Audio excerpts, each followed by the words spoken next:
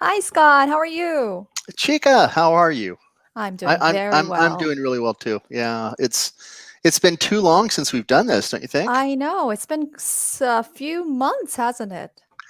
It has been a few months, and Mm.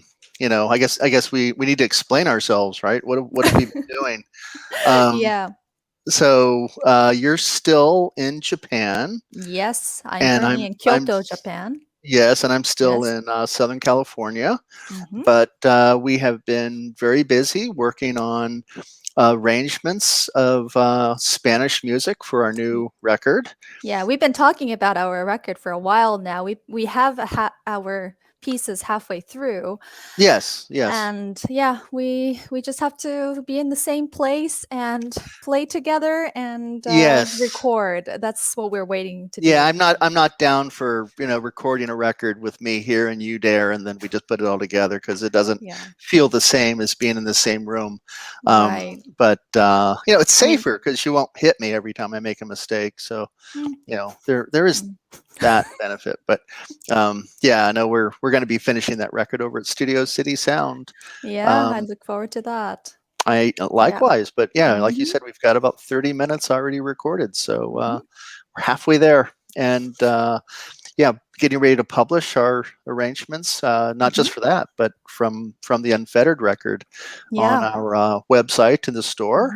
Mhm. Mhm. So we've got that and some beautiful ceramic work, kind of you know saxophones and guitars that your father, who's a Yes. brilliant ceramic artist. Um, and I mean that. Just unbelievable work. He's so good. I love his stuff, and Thank you for I'm glad mentioning he him. gives it to me because I'm sure I couldn't afford to buy it. Oh, Um, please. but yeah, we'll make those available as well, and so we've got a lot of cool stuff coming, and Mhm. next year. I mean, I guess it's still up to the virus, but it's more and more. Here, I just heard today that 78% of Americans now have at least one dose of the vaccine. So we're inching closer and closer, hopefully, to getting back to kind of normal. I feel back to Yeah. normal already. Mm. Yeah, I'm feel fine. Well, I hear that there's a lot of new restrictions and mandates in Yeah, yeah, California, but I guess if you're, vaccinated and if you're, all good, yeah. you're It's basically able to do normal things. Yeah, well, that's right. Yeah, and so yeah, I've already been enjoying restaurants and things like that. But yeah, it's we're almost there, but we're Mm. we're certainly hoping by next summer, we'll be at NAMM, which has now been moved to June. Um, we've got the Summer Arts Festival in Fresno, California. We'll be Yeah, back in that's for the Spain. saxophone. Yeah. Yeah, yeah. Yeah. We'll be back in Granada, Spain. Hmm. Like immediately after that, I think it's like Yeah, the next day. I think we're in Spain. I believe Um, so. so yeah, lots Yeah. to look forward to. So I'm I'm Yeah, I'm ready to just you know shoot out back into the world and get back to work. indeed. Yeah. Yeah. So hey, who are we talking to tonight? So we're going to be having a saxophonist. His name is Nathan Mertens. Oh. And I had the privilege of meeting him back, and we were talking earlier, summer of 2018 when he was Hmm. in Japan. And I wanted to ask him like what was his experience actually staying in Japan and playing the saxophone here. But anyway, he has performed recitals and all over the place in the world: Japan, South Korea, Thailand, United Kingdom, and all throughout the United States.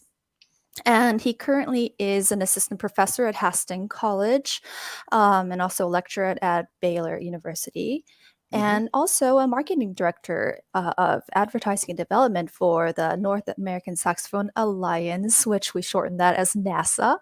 Yeah, so yeah, we look forward to hearing about that marketing aspect, because that's is extremely crucial for musicians like us and for future performers. So definitely look forward to it. And he's also a Absolutely. Dadaria woodwind artist. And Scott, you're also a Dadaria artist as well, right?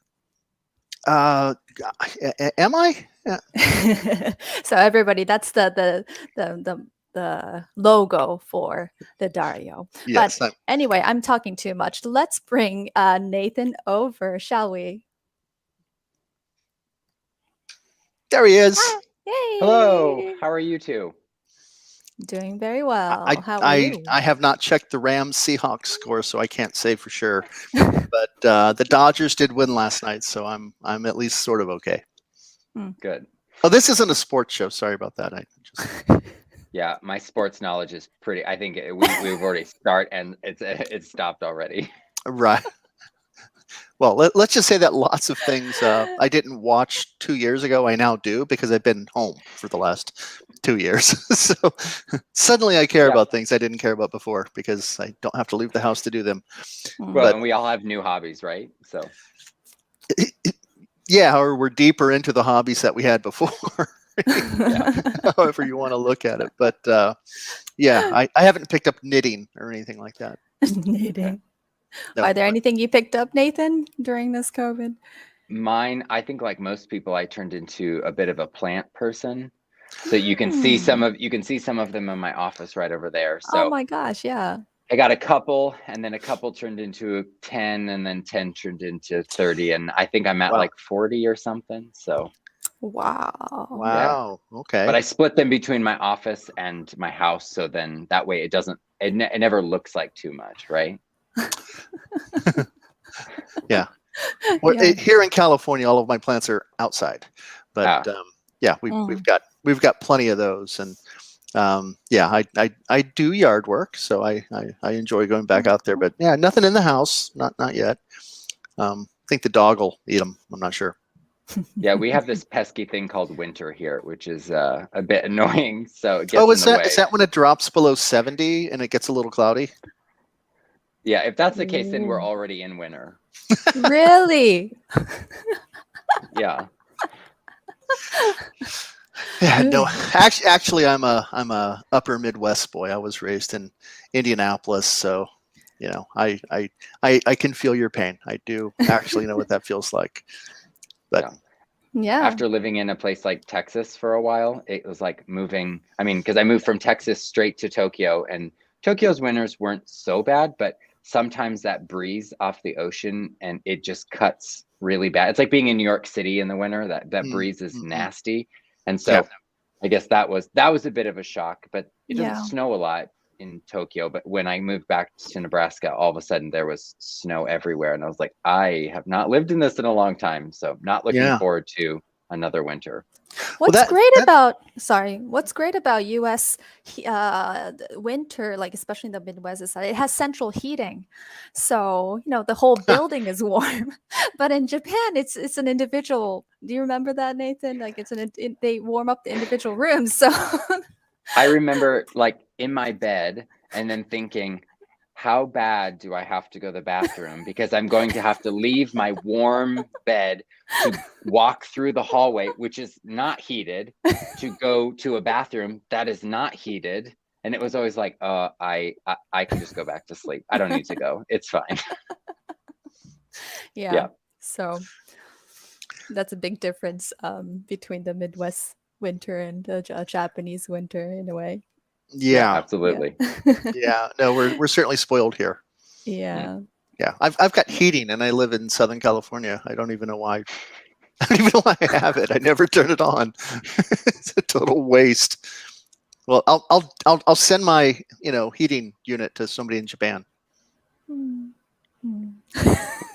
They don't want it. Well, no. Okay, that's fine. No, thank you. Yeah. Go ahead. I was just going to say, don't send it to Chica because we want her to come back to America. We want COVID to be done so Chica can come back to America. Definitely. Right? Yeah, definitely. That's a good point. Thank you, Nathan. Talking about being abroad, I mean, that's a really good place for us to start with you is, I don't know if it's a generational thing or what, but, when, I was growing up in Indianapolis, all I could think was, I can't wait to move thousands of miles away to, study my craft. And then I got to Los Angeles and then, I'm heading off to Austria and, Germany and stuff for festivals and Aspen. And, then I headed back to Connecticut for a master's degree, then here and there. And we take students to Spain in the summer for a month. And, just what you get out of leaving your comfort zone and leaving your immediate geographical area, and how you can grow as an artist from that. I always, remember Quincy Jones, the famous, jazz, icon, producer, Michael Jackson records, things like that, band leader. He always said, you got to go to know. So, by traveling, you really do get, a new perspective on yourself as an artist and on, the world, and, different schools of thought about, how to play an instrument, and, being exposed to different cultures and all of that. So just wondering if you could speak to how, the studying abroad in Tokyo, obviously, but, you've been in Japan and Thailand and, all these places, Europe, has affected you in a positive way as an artist and as a human and as an educator. Yeah. So I grew up in Midwest small town, and I thought I don't think I ever dreamed of going far away. Right. It was always just like, okay, well, if I do, that would be great. But, as my career developed and as I experienced more, I think once I got my first taste of being international or being someplace different and feeling that change afterwards, I just kept searching for it more and more. So I was 16, actually, I lived in Germany for a month. I did like a summer exchange in Germany, which was nice because I was studying German, and now don't ask me to speak any German because I don't know any. And so, and then I know all the bad words. Okay, right. Those never seem to leave anyone. So, and Chica lived in Germany also. Yeah. So we all, Oh, so we all know the same words. we all know those. And then it just kind of turned into more and more of a thing that I needed to do. And so with the in between my master's and my doctorate, the University of Texas Wind Ensemble, we traveled the world for 30 days, and we literally left Texas, went around the globe, and came back. And so it was a great experience. And that was what first exposed me to Japan. I'd never been to Japan. And when I was there, I fell in love with the city. We were in Tokyo. I fell in love with the city. I fell in love with the people, the food. Don't even get me started. So I know it's like, we want Chica to come back, but also when you come back, can you bring us food, please? Yes. So, and all of those things, I think I had such a great time, and I really changed as a person and as an artist when I was there. But I think I'm constantly rethinking about my time in Japan, even though, it was 2.5 years ago that I was there, but since I've been there, but I'm still thinking about the work that I was doing in Japan, and I'm still thinking about the lessons that I had with Kumoi Sensei, and I'm still thinking about the people that I met, and just Japanese culture in general, and how it's influenced me as a person outside of being an artist, just as a person. And so right, COVID has exacerbated all of that reflection time, because that's I have more time to do that, which is both good and bad, I guess you could say. So, but life-changing experience nonetheless. Yeah. Well, one of the things that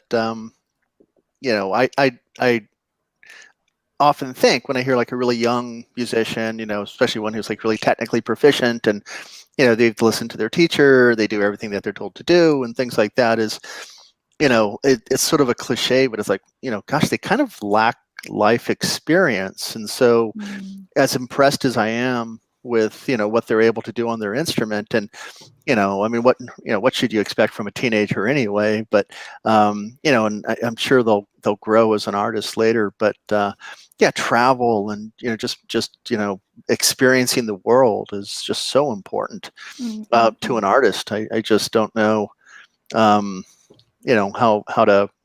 to do that in isolation, and the last 2 years have definitely it's just been hard to stay inspired. So to be out there and travel and all of that again is something I'm certainly looking forward to. But yeah, I'm hoping that students will sort of hear your story and be like, oh, I can go to Japan and I can study, or I can go here, or I could go there, and I don't have to stay just here and try to eke out a living or whatever in my hometown.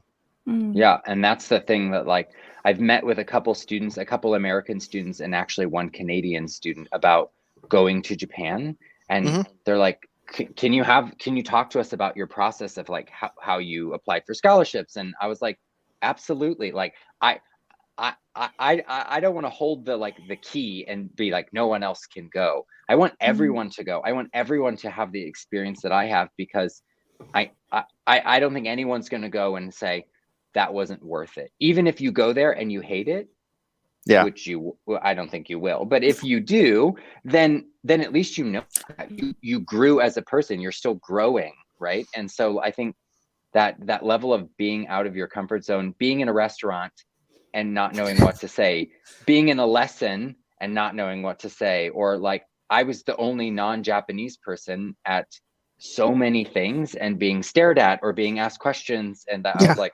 oh. And you're very tall too. Yeah, I'm 6'2", and so same. Most of on trains, people would try to touch the top of my head because everyone else is holding on up here, and I'm holding on to the handrail. Like I could, it's almost like a horse bridle. I could put it in my mouth, sort of. You get to breathe though, right? Yeah. That is true. On the super packed trains, I could breathe because I was above everyone. So yeah. No, as a tall, blonde, very, very, very white, often red, from my love of tennis. Too much tennis. I'm sorry. But I been to Korea and Japan and all that, but I've been to mainland China multiple times, and you're just walking down the street in a place like Dalian or Shanghai. Shanghai's more international, but parts of Beijing, things like that. People are literally stopping me and like wanting to touch my hair and pointing and all of that. It's like, oh, okay, I'm a freak. But like when that happens, right? You like come back to America where everyone is like what you're used to seeing, right? And all of a sudden it's like you have a new perspective of what it's like to be different in any community, right? And so it's like, okay, like I'm always trying to be like being a supportive of everyone, because I know what it's like to be the outsider, in a situation. And sometimes it's not, and sometimes it doesn't feel good, but also I learned a lot about myself through that process. You've got to figure it out. So, and especially since I didn't have a lot of friends who spoke English. Chika, Japanese people know English. They know English, but they study English for like a long time, about approximately 6 years throughout the schooling. But but they don't. They don't. They don't. They're so afraid to speak. Yes. Yeah.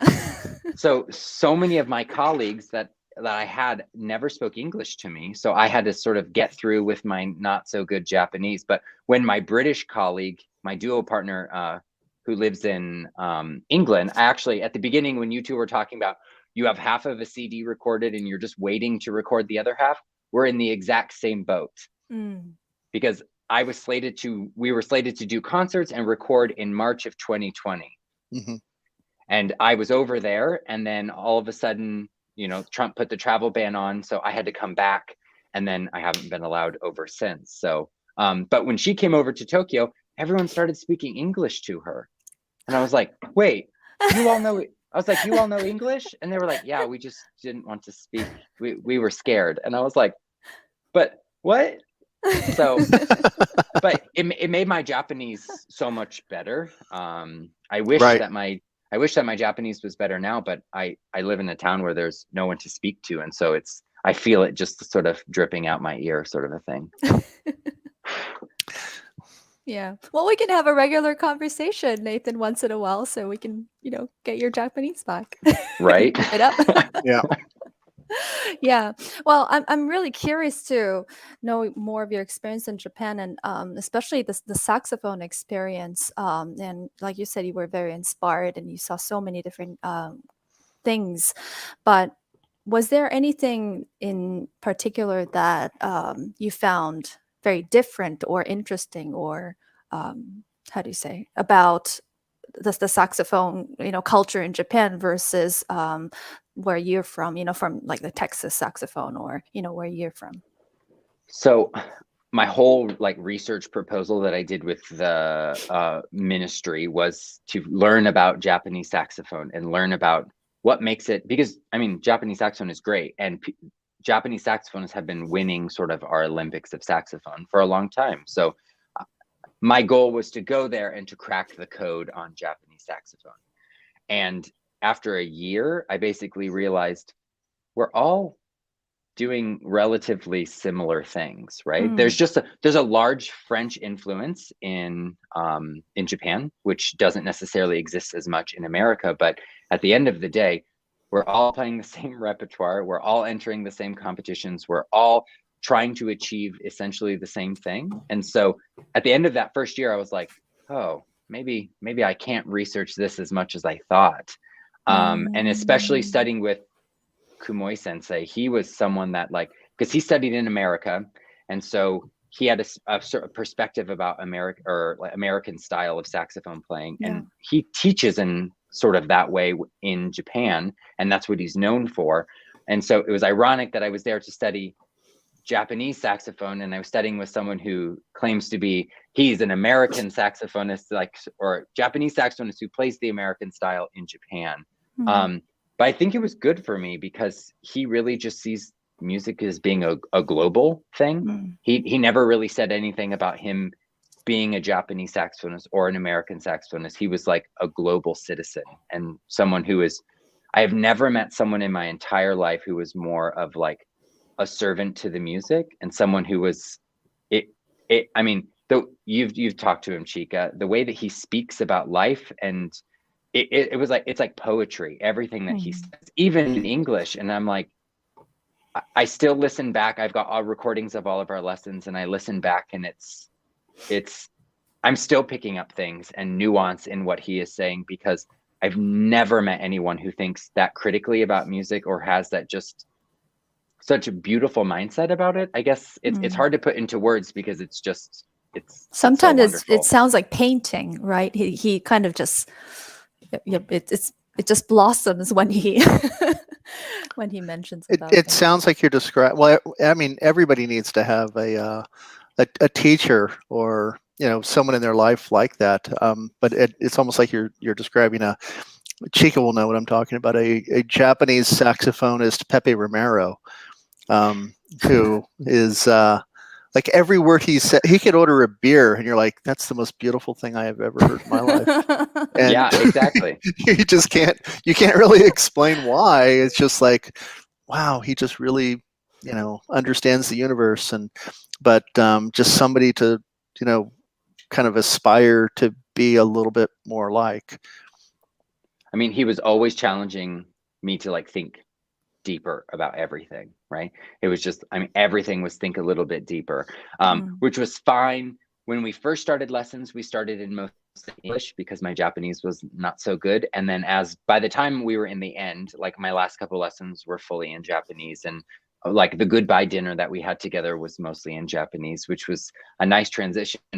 I remember asking my colleagues, do you understand his Japanese? And they were like, no. They were like, it's hard for us to understand, because he speaks so poetically. And they were like, we're amazed that you can even understand him, because it's hard for us to understand. And I was like, oh, okay. So yeah. Wow. Yeah. Well done. Well, I mean, there was a lot of oh, right, oh, right, yeah. And just a lot of, because like Japanese people, to show you're interested, right, you make a lot of noises while someone is talking. So it was a lot of that, and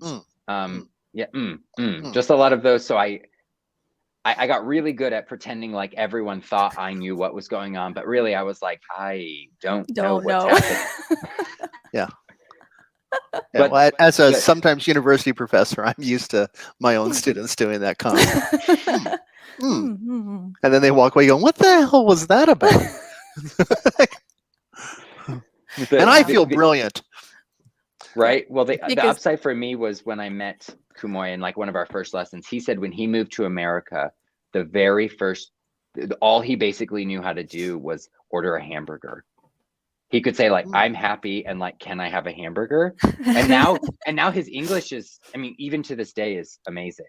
And so it's like, okay, if he did that and he is where he is now, I can do this. So it was nice to hear that we, you know, even sort of a legend in Japan and in America, sort of we can, he started here as well. So Right.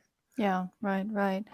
Excellent. Yeah, and it's interesting how you mention how Kamoi Sensei kind of, you know, of course he comes from a, you know, Japanese and also and have an influence in American background, but he generalized, like, you know, music, not just, you know, Japanese saxophonist and American saxophonist. I think that's really interesting. But from being in Japan, and of course I studied, you know, I did all my study in the United States, and I, you know, grew up in Europe and in the US. So I'm not really a, you know, Japanese native saxophonist, but I feel that because Japan is an island, we think of like, oh, that's a French saxophonist and an American saxophonist, and you know, we tend to kind of categorize it that way. And Scott, you feel that way too, probably, like, you know, the German guitarists are, you know, sort of had this style, or, you know, but yeah, definitely. Yeah, no, there are regional differences.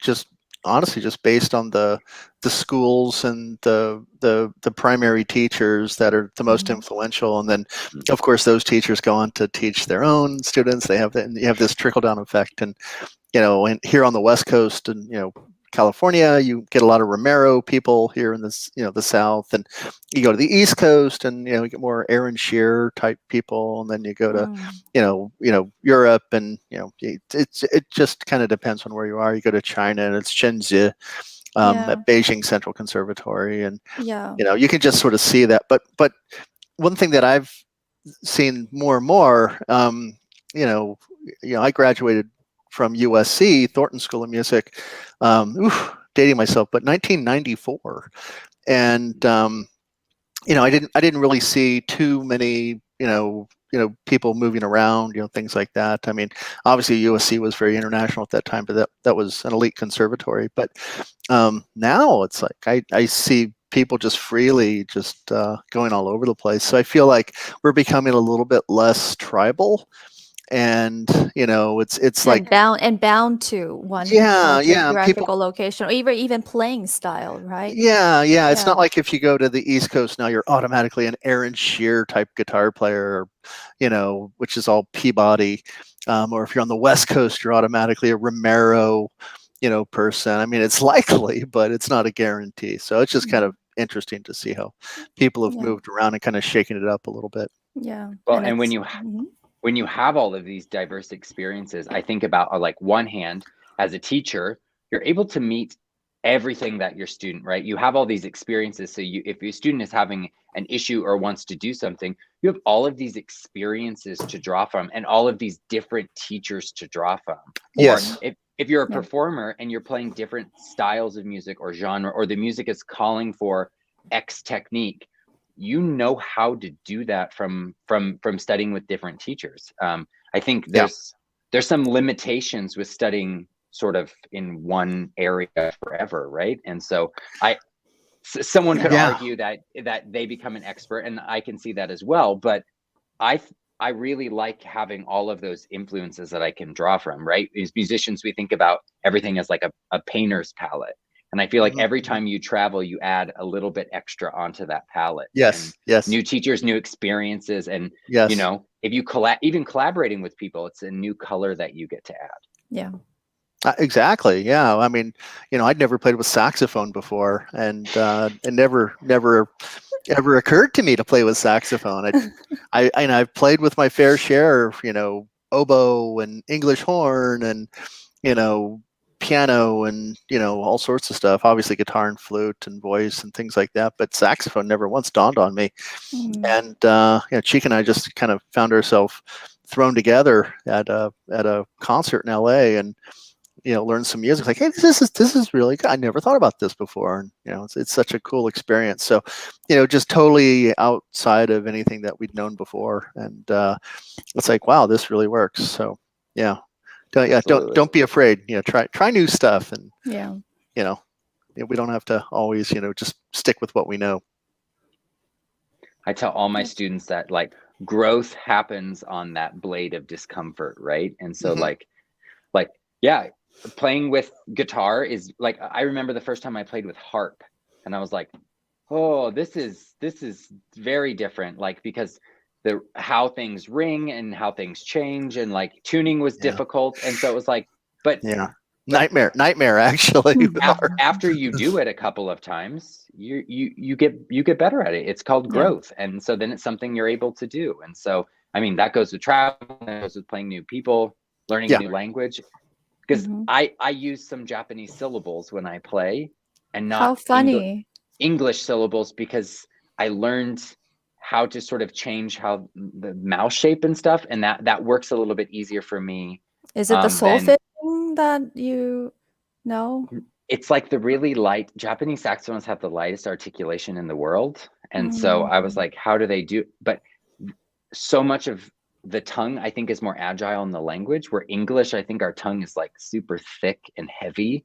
And so like the fact that Japanese individuals have a harder time with the R, right? Because it doesn't exist. R and the L's. And so, or I guess the L's. And so then that becomes even the sound of the R, right? I remember when my parents came to Japan and I was trying to get them to order their own food. And the only thing that they could get by the end was my stepdad could order beer. And he kept saying, "Biru, Biru." And I was like, yes, I guess that's, but. Well, they can understand, right? Yeah, but I was like, the R sound, right, is so different. Yeah. And so I was like, no. It's like "ru, ru," and he was like, "What?" He was like, "Biru," and I was like, okay. Cut right to the chase. Sapporo. Well, I mean, we had there was a mound of cash, so everything was fine. But it's those little subtle differences that like I still use in my own playing, and I use when I teach as well. So yeah. Do you think your sound changed because of that syllable shift that you did from where before you were in the US and then post Japan? Because of that, I think my sound changed. I think Americans, and Chica, you could correct me, but I think Americans. She will. Oh yeah.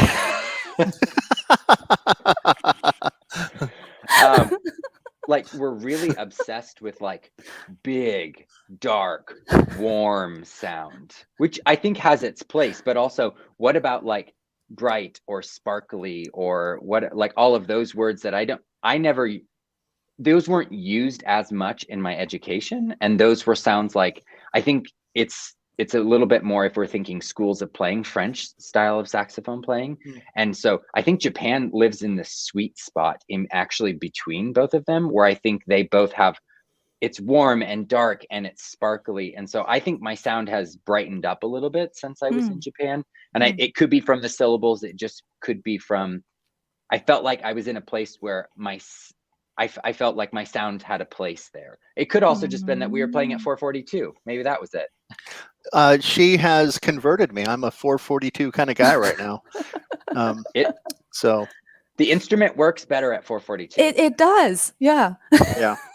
If you would have told me as a student, I'd know the difference between 440 and 442, I would have laughed at you. But now it's like, oh wow, this sounds so much better, and it's kind of inexplicable.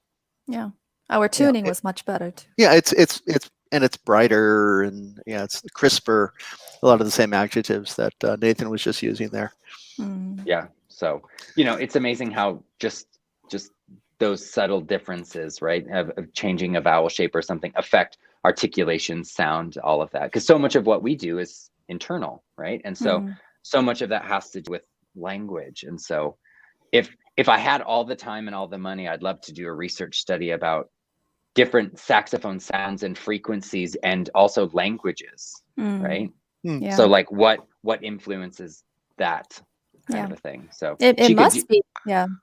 Right? do you think when you're playing, is everything English, or do you think at all in Japanese when you play? It's so funny you ask, because I was a pianist before I started the saxophone, and everything was all my teachers were Japanese, actually, even in Germany and also in the United States.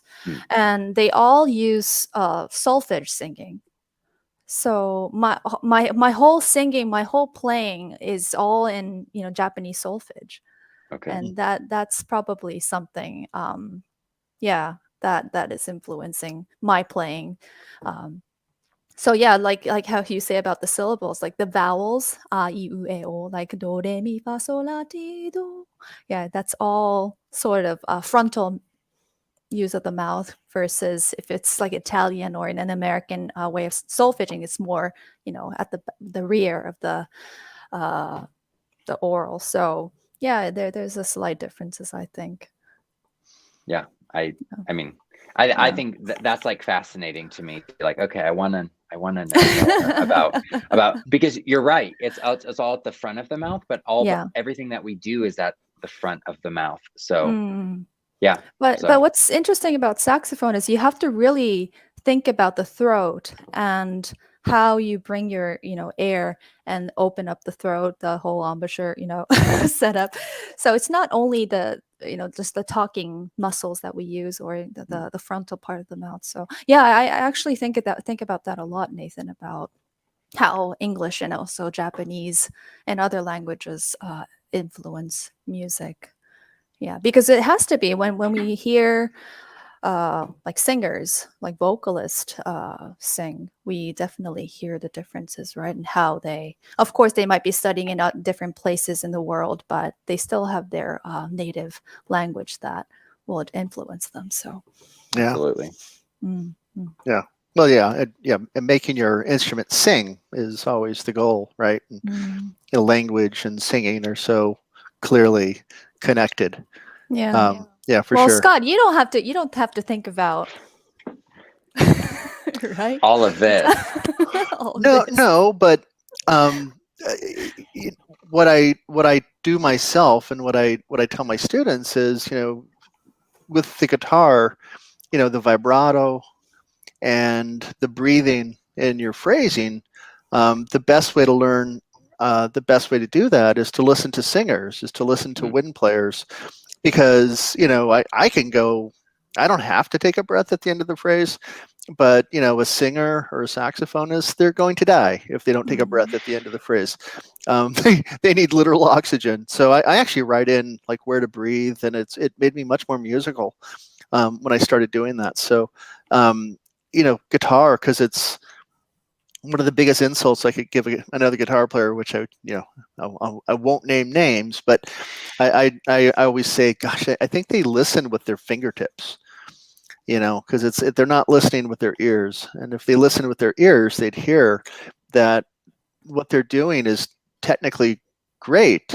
Great, you're playing 16th notes at 145, and that's super impressive. And I wish I could do that, but I'm dead listening to you play. There's nothing there. It just sounds like, MIDI or something. There's no human in there. So to try to emulate the human voice, I think is really, really important. And we do that through vibrato and things like that. And I tell my students also that it's really good to play with a wind instrument or a singer or something like that. And it informs you so much about phrasing.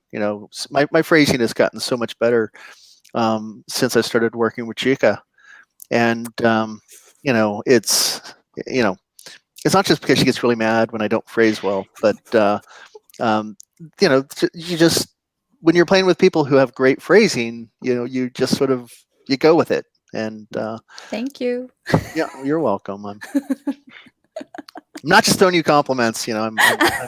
I'm speaking actual facts here. So yeah, when you play with somebody who's very, very musical, it makes you more musical. Absolutely. Absolutely, absolutely. You know, an Yeah, actor with another actor who's just really, really good will make you a better actor. You know, if that's whatever your craft is. You know, work with good people, you'll get better.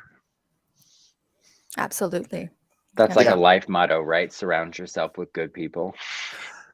You know, it's like like with tennis. You know, I always try to play with somebody slightly better than me, not enough to discourage me and make me quit, but you know, just enough to raise me a little bit up. You know, Yeah. so Stephen Page at Texas, he used to always say, you know, he would talk about the studio culture, right? It never competitive, but all boats rise with the tide, right? And so as someone is getting better, you're getting better, and everyone's sort of in it together. And so I always think about, you know, like all the people that you know I'm surrounded with, both musically and as a person, right? You want right. sort of all boats to still rise with the tide. You want What's everyone. let's be real. Some people do drown, but if I'm taking the metaphor too far, I'm sorry. But yeah, I know what you mean. Yeah, everybody. Yeah, everybody kind of gets better together, and you know all of Exactly. that. Yeah.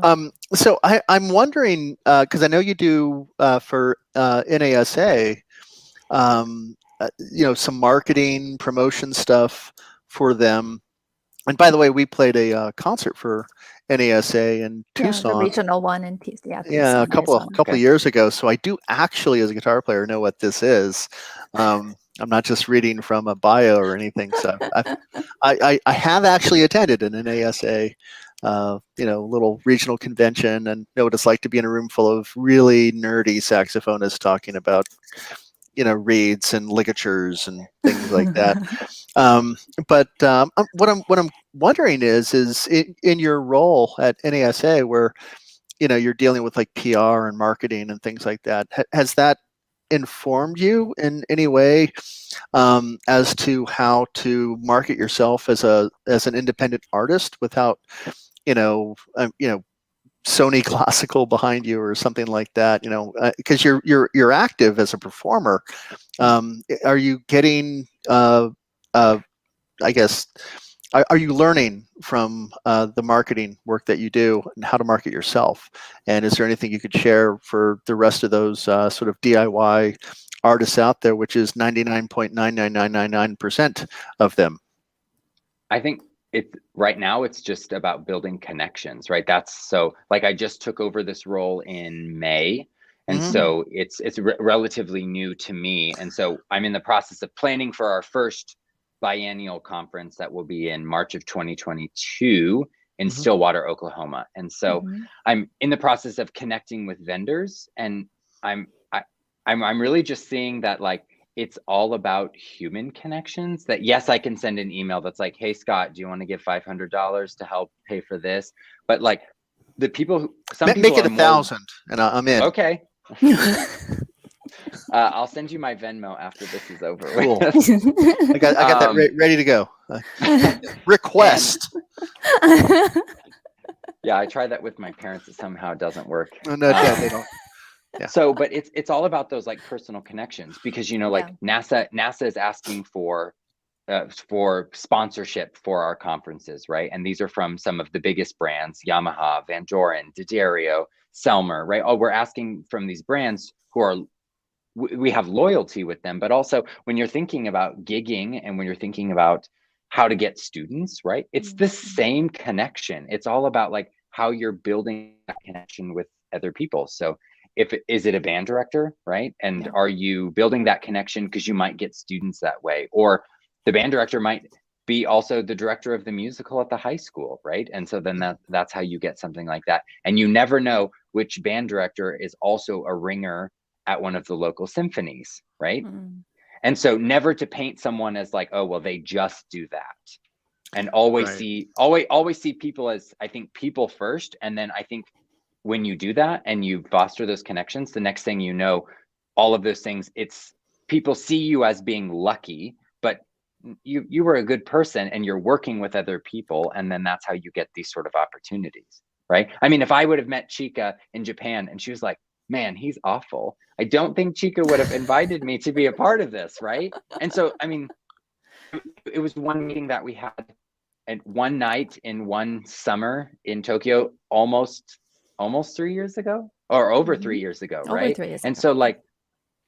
so like I think that's the thing that NASA is sort of reinforcing, that it's, even though it's a hard life out there, I think it's all about human connection, because that's also why we all got into this, was for connecting with other people.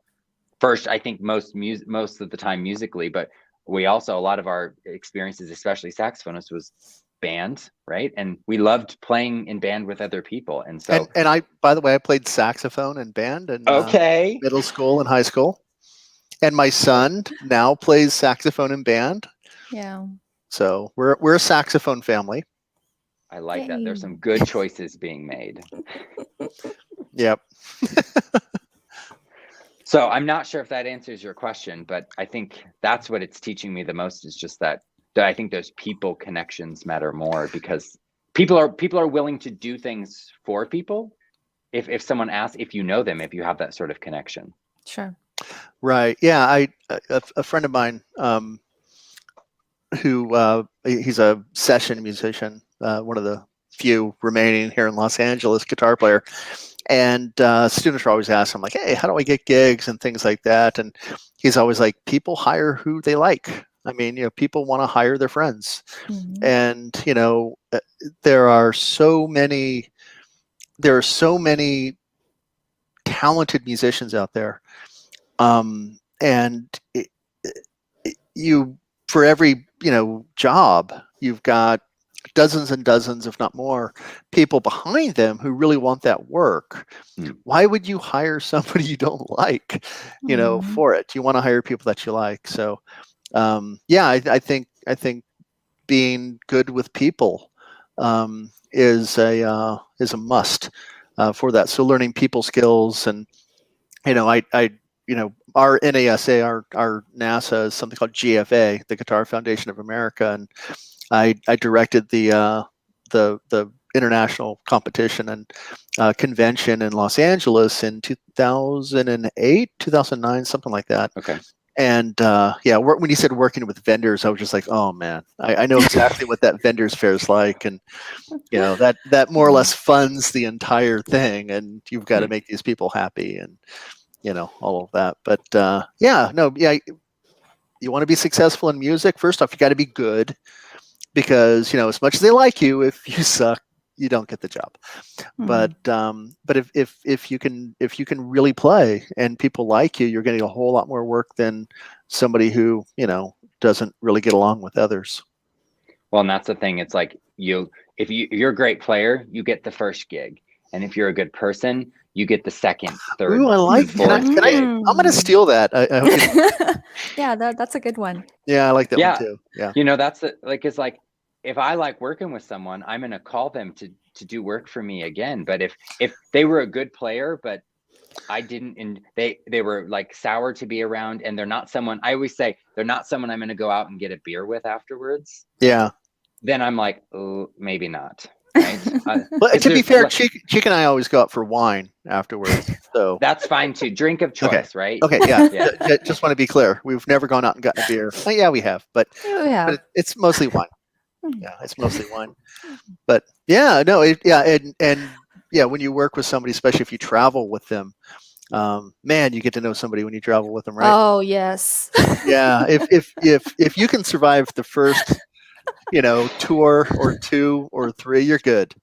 You're good. But that's a real test. And people who don't get along well with other people, they're never going to make it through that little test period, because it's hard. It's hard being away from home and being out there and all the pressure and all that stuff. So if you can get through that, then for sure.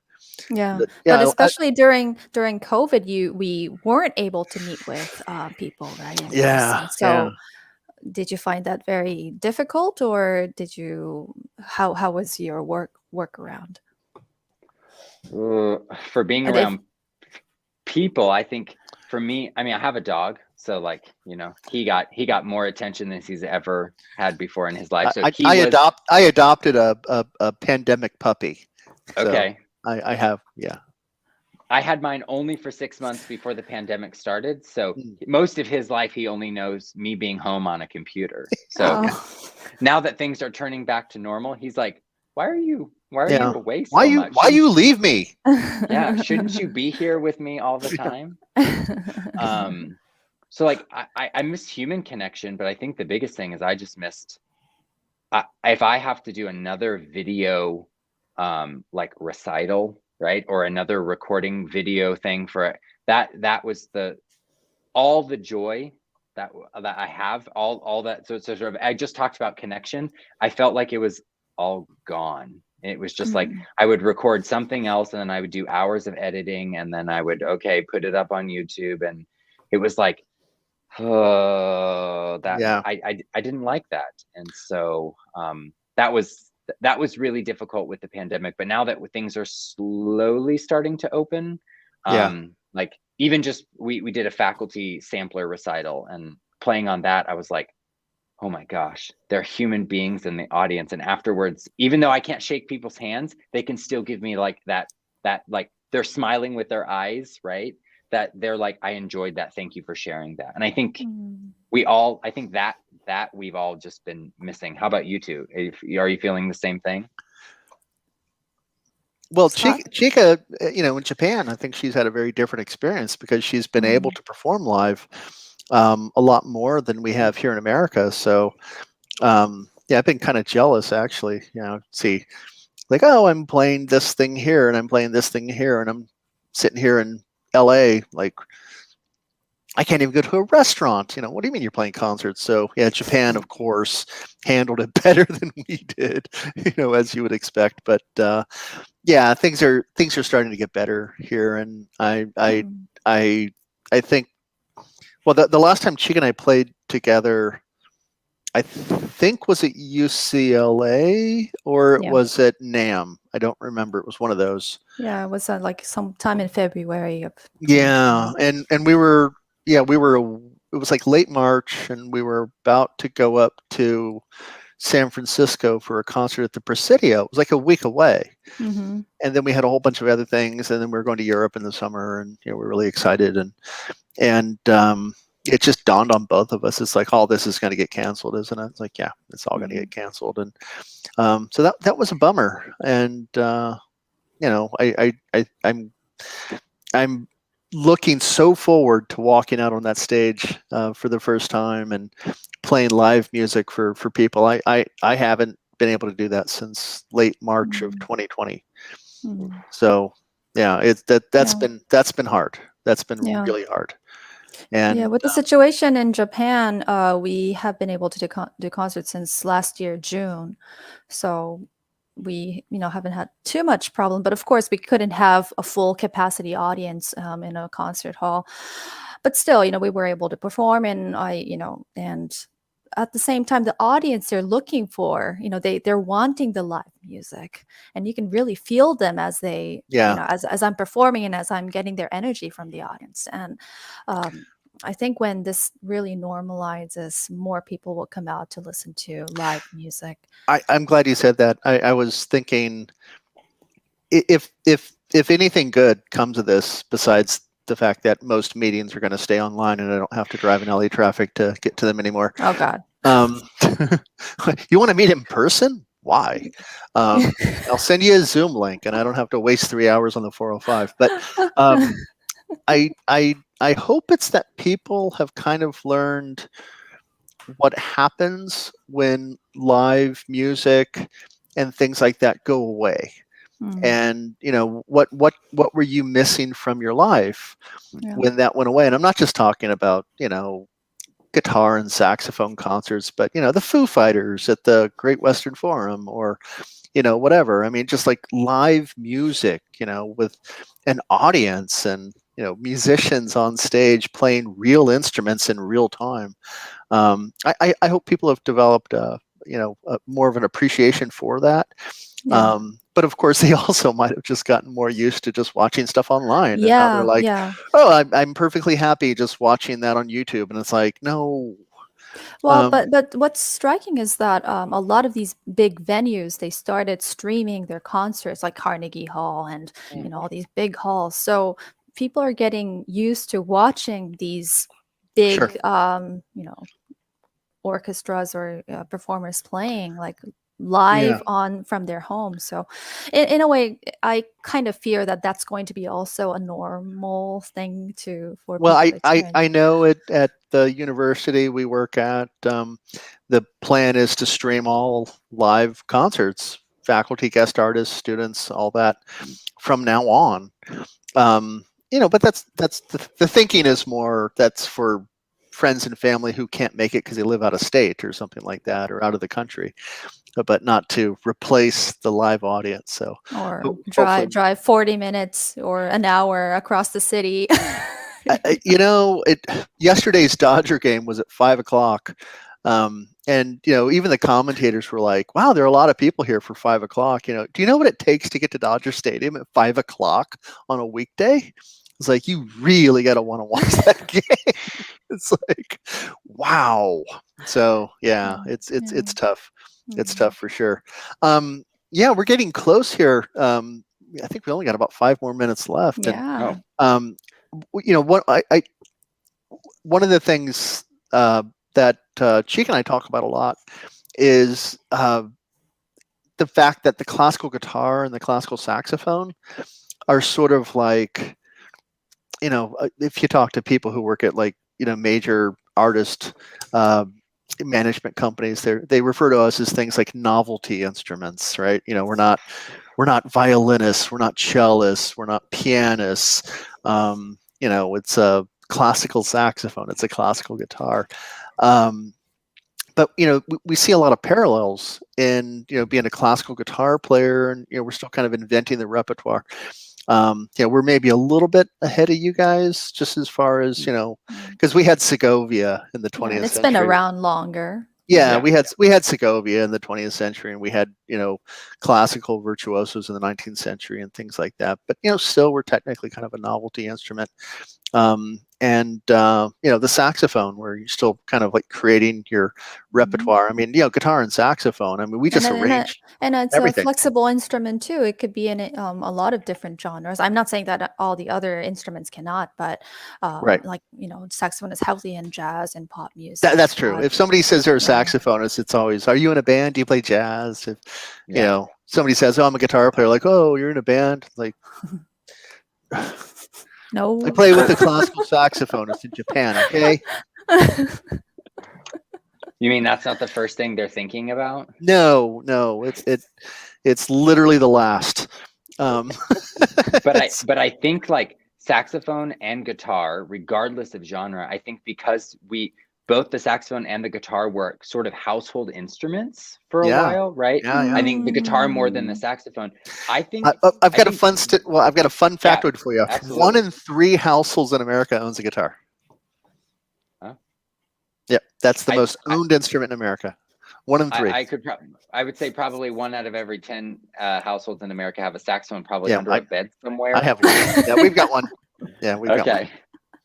But like, I always think about the saxophone being an instrument that's like, you don't have to explain to someone what a saxophone is. Like it's like name recognition. Same with the guitar. So like, while it might be a novelty instrument, I actually think it's more well known than some of the other instruments. So I think this is very, very sort of, not from a biased standpoint at all, but like, I think like, especially classical saxophone, we have a way to like sort of open up the door to classical music, I think, to a new audience, because same with guitar. Absolutely. Because I think because it's so versatile, and we're able to bring in people who are like, oh, I like the saxophone, and then they're like, oh, I mean, after concerts, I'm sure, Chiki, you get this all the time. People are like, I didn't know the saxophone could sound like that. Every concert. Right. I didn't know you could do that. Yeah. Every concert. Yeah. And so like the idea of like we're being novelty instruments, I'm like, okay, well, but like, I mean, we have the potential to bring in new audiences to sort of change the landscape. And I think because classical saxophone and classical guitar, those are things that like don't fit the norm. We as musicians, as artists, are constantly sort of trying to invent our own pathway, which is exactly what you were talking about, Scott. And I think right. more instrumentalists, more musicians, if we all adopted that sort of like, there isn't one pathway to be successful and you can get all of these different audiences. Yeah, I mean, yeah. I don't want to go so far to say that we could turn classical music into like this amazing entity, but I think we could do a lot. I think we could do a lot if we sort of get out of just, I can only play in an orchestra, I can only do this, right? But like, there's a lot that our instruments can do. Absolutely. So, yeah, and you're spot on about our instruments are gateway instruments into I hate to call it serious music, because there's a lot of unserious classical music and there's a lot of very serious popular music, but for lack of a better term, serious music, and less so now. Because you've got so many young people coming up playing classical guitar, and I started playing classical guitar when I was 6, but so many switched from playing electric guitar or steel string acoustic guitar to classical guitar later in life. Because Which you did, right? I did both. I studied the Aaron Shear method when I was 6 or 7, and then when I got to middle school, I was acutely aware of the fact that you'd get more dates with girls if you played in a band, and you'd be definitely more popular. And I milked that all the way through high school, and I was right. But yeah, nobody in high school was like, "Oh, you play Bach?" No. It was, "Oh, you play Van Halen?" Yes, now we're talking. Okay, cool. So yeah, but guitar has been that, and Cheek and I did a virtual concert back in April with Kenny G, and say what you like about Kenny G. I mean, he's done a hell of a lot to bring attention to the saxophone. So yeah, that was we had some interesting conversations about that, and guitar kind of the same. We've got some Kenny G type guitar players out there who most people the have serious heard players Kenny, are like, I don't know. Yeah, most people have heard Kenny G, or or possibly Bill Clinton playing the saxophone, and that's what I get all the time, and that's the, and if that's those I was just gonna say, if those people are like mainstream, right, and then those people hear them and then come to my concert, I have no problem with those artists being out in the world. Zero problem. Exactly. Because I mean, there's room for everyone to do what I'm sure people are like, I don't agree with what you do. That's fine. That's fine. I think there's space for all of us. Yeah. And there isn't one type of music that is going to reach every single person. And so yeah, I think it's fine. Well, if my attitude is if everybody likes what you're doing, then you're not challenging anybody. I mean, the best artists are kind of love them or hate them kind of artists, right? It's if you're a painting, you're kind of like a Denny's painting. It doesn't offend anyone ever, but if you're Duchamp, then people are just like, I'm gonna break this, I'm gonna burn this, and other people are like, it's brilliant. It's like I want to be Duchamp, not the guy who paints paintings at Denny's. I didn't even know Denny's had. I was just gonna say, I don't think I've ever noticed the artwork at a Denny's. Well, I haven't been to a Denny's in years, but for some reason, when I was at Denny's, I looked at the wall and it was like, wow, they're like cheesy paintings, and like, who painted these, and how do they live with themselves, and like, what's the point? And was it done on an assembly line? I really didn't know, and I couldn't understand it. It's like, who knows? But yeah, just the stuff that's designed not to offend anybody and not meant to be controversial, and frankly, doesn't mean anything. It's not important. It's just whatever. So if you're an artist, people are going to have opinions about you, and some are going to be good, and some are going to be bad, and that's the way it should be. But important thing is for them to keep talking about you. Right. Yes. yes. There's no such thing as bad press as long as they spell your name right. I think so. Maybe that's what I'll take away from you, is that like, don't be a Denny's painting. Maybe don't be a Denny's painting. Whatever you do not be a Denny's painting. I guess I could update that and say, don't be an Olive Garden painting. But yeah, It's the Mm. Tuscan something that someone Yeah, they're playing crappy mandolin music over the PA. It's Yeah. it's Kind of just Sicilian sounding, like, yeah. wrong. Yeah, no, it's just all kinds of wrong. All kinds of wrong. Yeah. Just if you're not offending anybody, then you're not impressing anybody either. You're Mm, just wallpaper. mm. So wow, time always flies. I It does. always sort of think like, man, how are we gonna do a whole hour? And then it's just like, oh man, we've gone over. Yeah. Look at that. Yeah. But yeah, I really appreciated talking to you and Yeah. Thank you so much, Nathan. hearing your perspective. And I love talking to non-guitar players about how they developed a career and how they see music and the world as an artist and all of that. So thank you so much Absolutely. for sharing your time. I'm not sure what time it is there where you are, but It's 10:05, so it's not so well, that's bad. not so bad. That's not so bad. It's not so, I mean, we're all not as lucky. I mean, it's Friday for you, Rachika, right? Yes. Yeah. She's already living that Friday dream. Yep. No, So, she's probably going to lunch after this. Yeah. It's noon right now. There you go. Perfect. Well, I appreciate you guys having me. Yeah. And I mean, when you said it's always nice talking with the saxophonist, that's not a sentiment we always get. Yes. So I always love when people are like, oh, I love talking with saxophonists. So yeah, I love that. That's great. So yeah, it was wonderful to talk to you. And hopefully someday I can meet you in person someday when we're allowed to travel. Absolutely. Yeah, well, we're going to get back out there and travel hopefully sooner rather than later. So we'll make that happen. Yep. Right. We will.